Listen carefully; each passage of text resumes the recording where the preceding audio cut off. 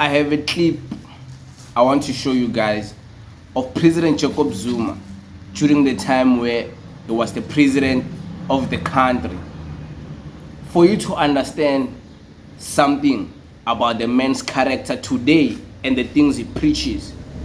Does he practice what he preach? Does he believe in what he preach? When did he start believing these things? Has he ever believed them before when he used to be in power? Were the people hindering him from fulfilling his beliefs? You'll hear it in this video. But I want you to see when President Jacob Zuma was asked about the nationalization of mines in South Africa, what he said about that proposal and how he was speaking about this subject matter. Of course, those who are going to be in denial, don't ignore your eyes and your ears. Listen. Speaking of internal issues in South Africa, I know this is something you probably get asked a lot as well. It's the issue of the mining sector. What do you see the future for the mining sector? And on the issue of privatization, or nationalization rather, what is the current government policy on that issue? Well, we are looking at the mining industry in South Africa as a factor that is remaining to be a factor that will influence, as it has always done, the economy of South Africa. We are looking at innovation.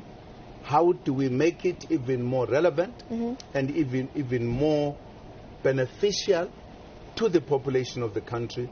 And how do we balance the public and private sector with regard to the minings? On the issue of nationalization, that issue has not been an issue that has been discussed by government or by the ruling party. There are people who have raised the issue. It has not been discussed formally for us to take a decision about it. So it's not an issue that is being debated right now. But some people have made a point to say, look, we think nationalization is the route to go. But we are waiting for that discussion to come, because then we will all say, those who are saying so, they must motivate what is it that we think needs to be done in order to better the economy. So this is during the time where this man was at his height of power and influence in our country, in South Africa. Not now when he's 15% MK party. This man was 63, if not 65% ANC, height of his power as a president.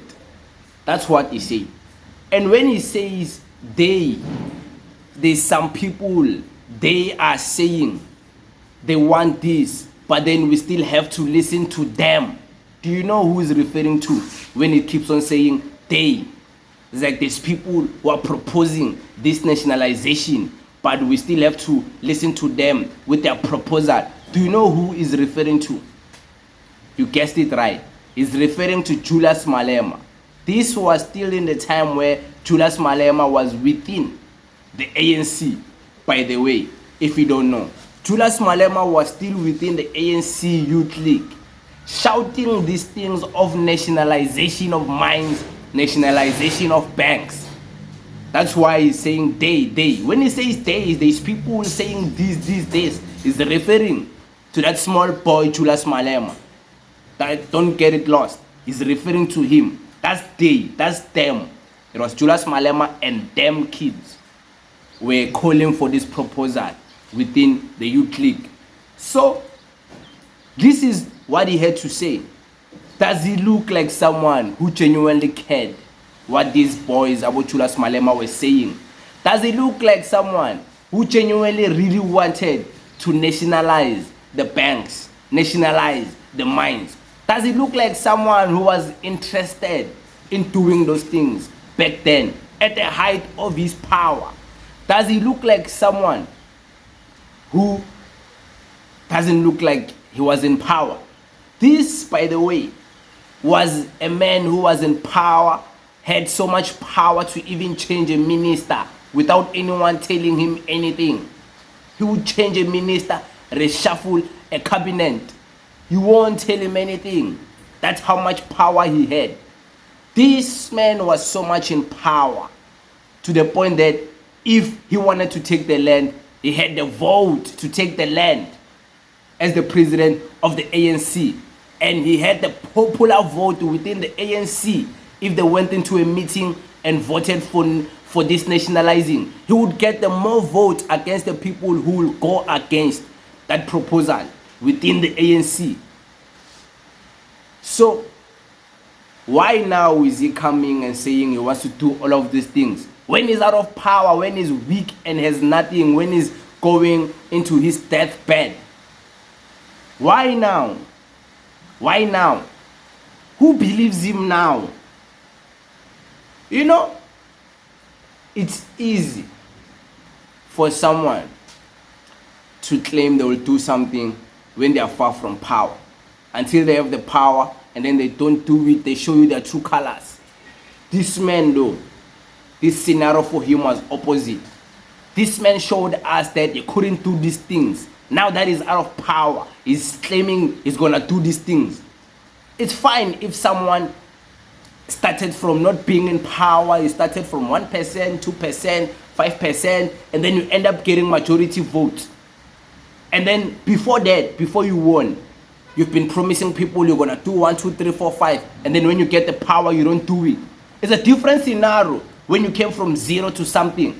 But when you were in 100%, then you are now below, you are nothing.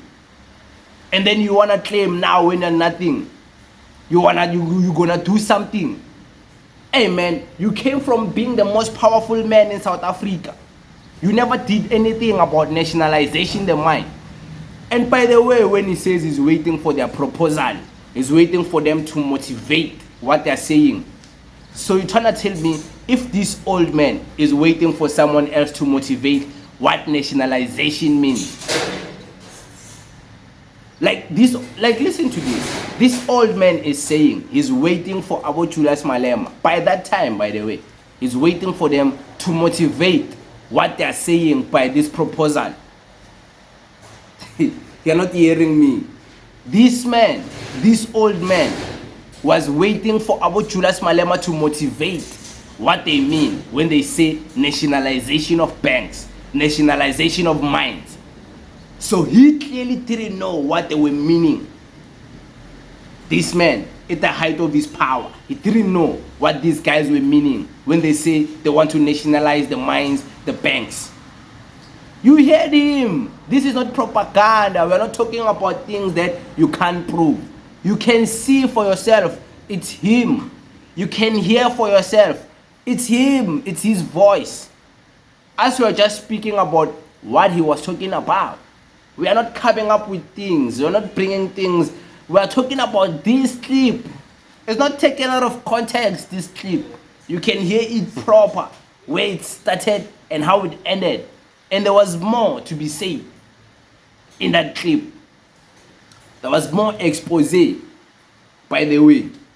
But I couldn't find the other piece. Hopefully, I'll go and find the real long length clip. And I'll play it to you and make you realize some things about your leaders. But I hope Nizwele and Nizbonele, you can make your own conclusions. You can say, in the ANC he had limitations. He couldn't do certain things. Okay, it's fine. You can believe that. Here in the MK party, he will finally do something. He has freedom of doing. Okay, you can believe that. You can say, this man, whatever, and defend him. It's fine. It's fine. Those who heard. Those who saw. You came, you saw. You came, you heard. With this information, I just wanted you to know what's happening. But it is what it is. Thank you very much.